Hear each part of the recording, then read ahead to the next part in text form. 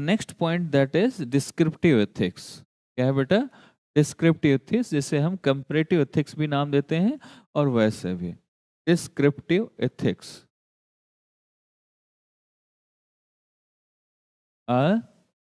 Comparative comparative ethics,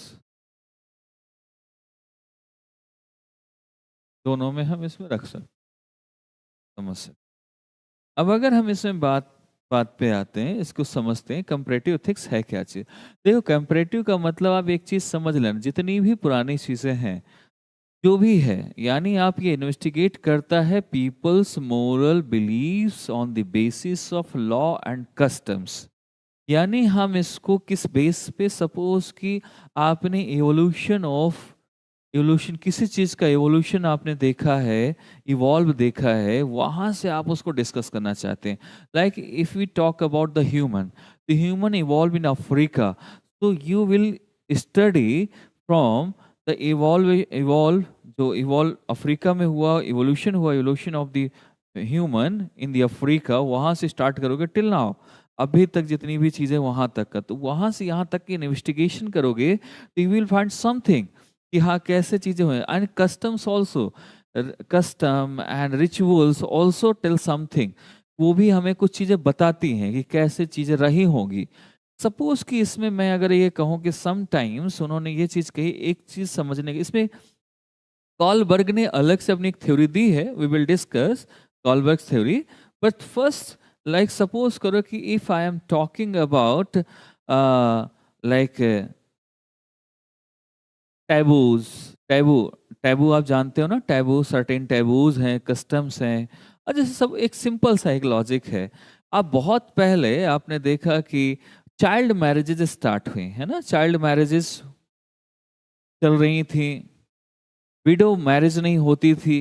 लेकिन in the ancient period, if you talk about the वैदिक as, okay, तो वैदिक is early वैदिक period, ऋग्वैदिक as में आप क्या देखेंगे कि उस टाइम पर वहां पर क्या चीजें हो रही थी? ना ही शादी के लिए मजबूर, आप शादी, if you want to do marry then you will get, okay, आप मैरी करना चाहते हो कर लो, if you are not interested तो कोई बात नहीं, जो करना है whatever you want to do you can do. लेकिन after some time, later Vedic period में चीजें, वीमेन का जो एक स्टेटस था वो डाउन होने लगा, चीजें गड़बड़ होने लगी। फिर इसके बाद धीरे धीरे धीरे धीरे यहाँ पर ऐसा नहीं है, थोड़ा सा छूट थी लेकिन इतनी ज्यादा छूट नहीं थी। लेकिन आप देखे होंगे पहले नहीं, आप मॉडर्न एज में, ओ सॉरी, आप उसी टाइम पे एंशिएंट में, चाहे आप हरेंका डायनेस्टी देखें, मौर्य डायनेस्टी देखो, किसी में बहुत सारी शादियां, मैट्रिमोनियल अलायंसेस चलते थे। तो वहां तो कोई सिस्टम है नहीं कि बहुत सारी शादियां भी कर सकते थे, तब भी सब टाइप से शादी हो सकती थी, एक एज के बाद भी शादी हो सकती थी, वो चल रहा था। But in the medieval age आप क्या देखेंगे, एक चीज आप देखना, ध्यान से समझने की कोशिश करोगे, तो मिडाइवल एज में आप देखते हैं कि सती प्रैक्टिस स्टार्ट हो जाती है। सती प्रैक्टिस, सती प्रैक्टिस के साथ साथ child marriages. There is a reason behind, जब इन्वेस्टिगेट करते हैं आप शुरू से, तो you will find something. What you will find, it means कि उस टाइम के जो लोग थे वो शायद अपने बच्चों को बचाने के लिए, सेफ रखने के लिए ये कस्टम बना लिया। सपोज कि if you are a boy, हो ही आप लड़के हो जिसकी शादी होनी है, वो लड़का, ठीक है, वो चीज समझ लेना, ऐसे नहीं कि अपने में ही खुश हो जाओ कि नहीं अच्छा मैं तो वो लड़का मान लेते हैं कि आप वो लड़के हो कि जिसकी शादी होनी है, and you have a choice. और सामने आपके दो लड़कियां खड़ी हैं, एक मैरिड है, एक अनमैरिड है, तो आप किसको चूज करोगे? अनमैरिड को, ठीक है। क्यों करोगे? ये मेंटेलिटी है कि नहीं है ना, कि मैं अनमैरिड से करूंगा, ऐसा होगा। अब अनमैरिड से आप करना चाहते हैं, मैरिड से नहीं करना चाहते हैं, ठीक है।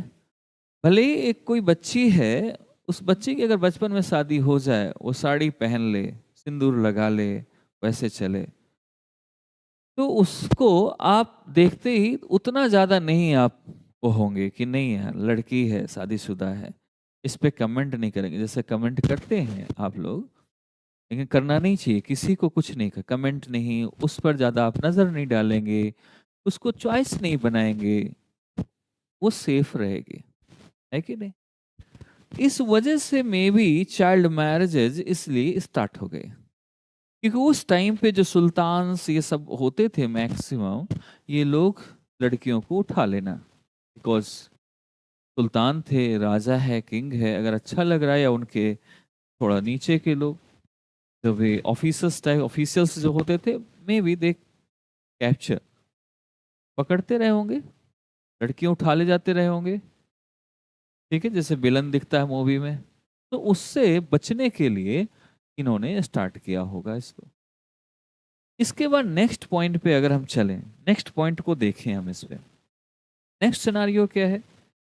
अगर मैं कहूं कि भाई सती प्रैक्टिस और विडो रीमैरिज क्यों नहीं था, सती प्रैक्टिस क्यों था, उसके पीछे भी लॉजिक है।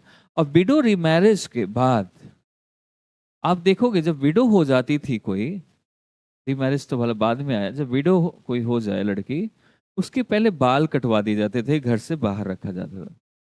रीजंस बिहाइंड कि क्यों ऐसा होता था। अब आप सोचो कि एक लड़की है, उसकी खूबसूरती किससे होती है? बालों से, आंखों से, है ना?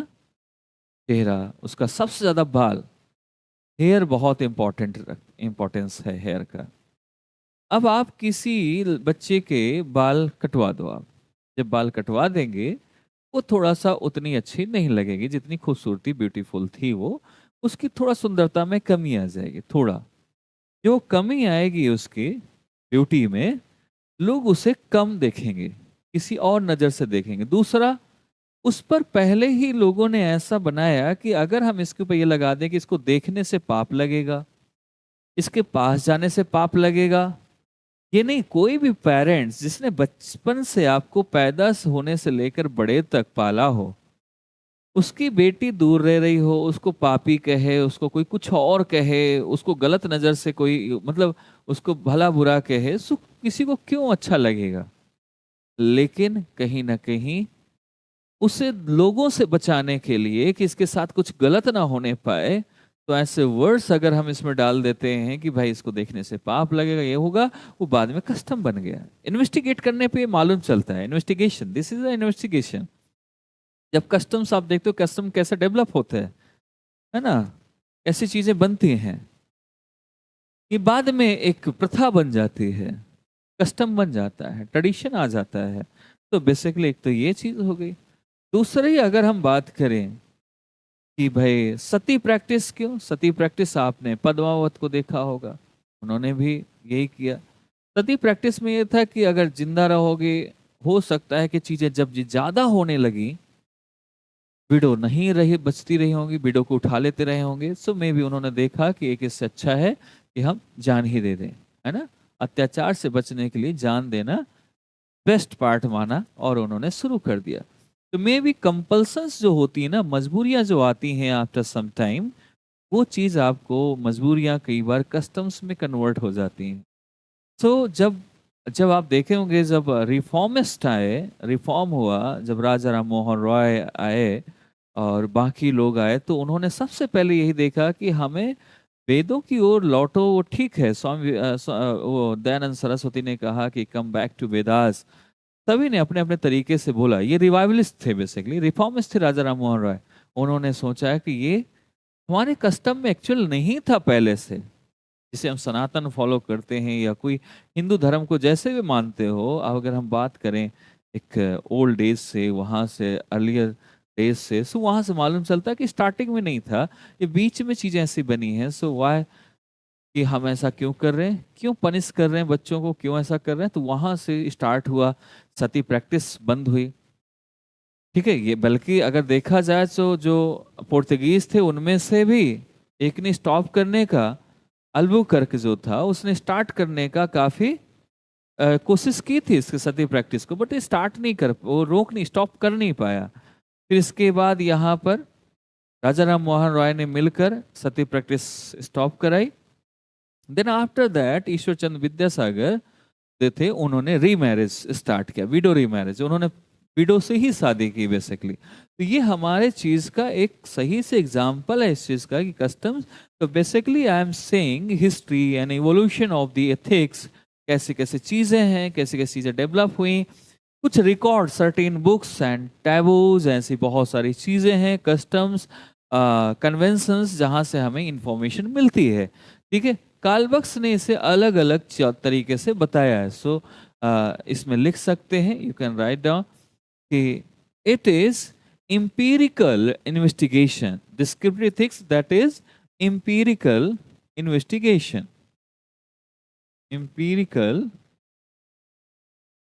investigation, empirical investigation, this is, ठीक है। लेकिन किस चीज का? ऑफ पीपल्स मोरल बिलीफ, ठीक है, moral belief on the basis of law and custom, law and custom। And इसके साथ साथ इसमें स्टडीज करते हैं history and evolution of ethics का।